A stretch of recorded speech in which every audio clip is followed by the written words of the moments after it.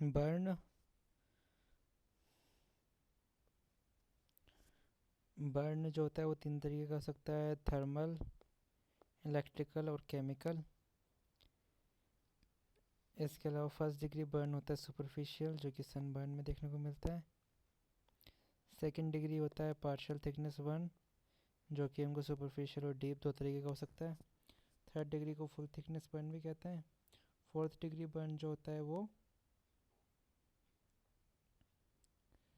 Can destroy entire skin with nerve ending so are relatively painless. ठीक है। इसके बाद में करते हैं इलेक्ट्रिक बर्न। तो ये इलेक्ट्रिक बर्न का डायग्राम दे रखा है आपको।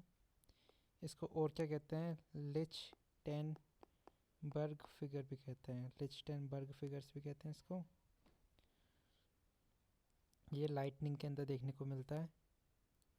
चाइल्ड स्पेसिफिक बर्न की बात करें तो स्काल्डिंग वाटर, स्मॉल सर्कुलर बर्न, इतना ध्यान रखो। शार्पली डिमार्केटेड एजेस हो गई।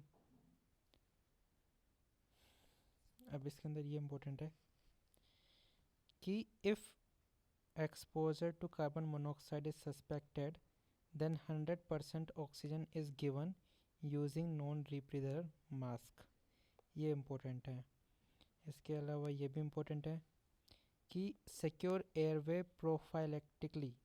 इसके अंदर सबसे इम्पोर्टेंट है ये, अगर सूट मिले एयरवे के अंदर या फिर सिंग्ड नेजल और फेशियल हेयर्स मिले। इसके अलावा हॉर्सनेस, फेशियल बर्न और ड्रूलिंग भी हो सकता है।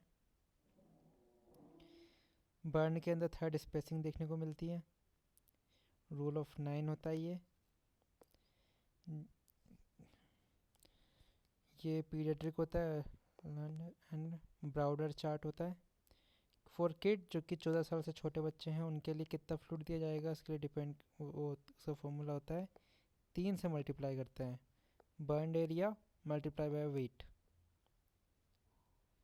और जो पार्कलेट फार्मूला होता है जिसमें हम IV रिंगल लैक्टिक देते हैं, उसके लिए पार्कलेट फार्मूला होता है 4, जबकि उसके अंदर 3 था, इसमें 4 है, multiply by weight multiply by total body surface area जो कि बर्न हो चुका है। हाफ जो होगा वो शुरुआत के 8 घंटे में देते हैं और जो बचा कुछ 8 होता है वो 16 घंटे में देते हैं। अगर अंडर रिससिटेशन किया तो अक्यूट किडनी इंजरी हो जाएगी, अगर ओवर रिससिटेशन किया तो कंपार्टमेंट सिंड्रोम हो जाएगा। देखो टिटनेस टॉक्सोइड कब देंगे, टिटनेस इम्यूनोग्लोबिन कब देंगे। टिटनेस टॉक्सोइड देंगे अगर पेशेंट ने 5 साल में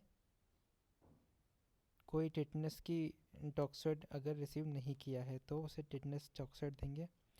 इम्यूनोग्लोबिन कब देंगे, जब उसने बचपन से ही कभी if not have received primary series during childhood तो इम्यूनोग्लोबिन देंगे।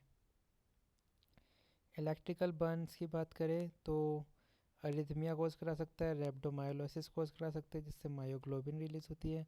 मायोग्लोबिन जो होती है वो अक्यूट ट्यूबुलर नेक्रोसिस के लिए रिस्पॉन्सिबल हो सकती है। ट्रीटमेंट क्या है, alkalization of urine is done with osmotic diuretic mannitol. इसके अलावा बर्न के अंदर हाइपरकैलेमिया देखने को मिलता है। इसके अलावा एस्कार भी बन सकता है, एस्कार जो होता है वो कंपार्टमेंट सिंड्रोम कोज करा सकता है। कंपार्टमेंट सिंड्रोम के लिए 6P होते हैं, पेन, पैलर, पैरेस्थीसिया, पल्सलेसनेस, पोइकिलोथर्मिया और लास्ट बचा हमारा पैरालिसिस।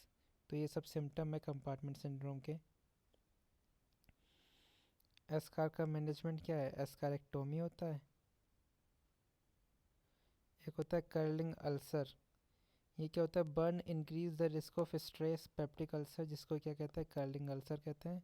ट्रीटमेंट क्या है, IV PPI। थ्रोम्बो एम्बोलिज्म है तो इसके लिए लो मोलिकुलर वेट हिपेरिन देता है ट्रीटमेंट के लिए।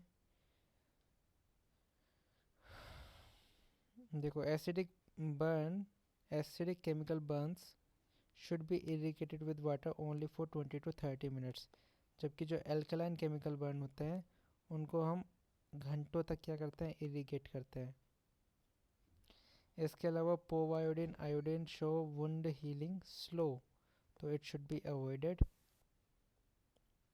बात करते हैं एंटीबायोटिक्स की तो सिल्वर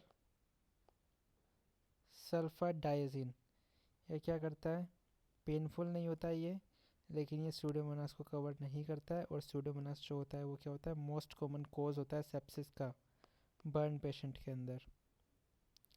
मेफेनिडीन एसीटेट, ये पेनफुल होता है अप्लाई करने के लिए, लेकिन ये सूडोमोनास को भी कवर करता है। सिल्वर नाइट्रेट उनको दे सकते हैं जिनको सल्फा एलर्जी होती है, but it leaves a blackish stain. Steroid dressing should be applied daily.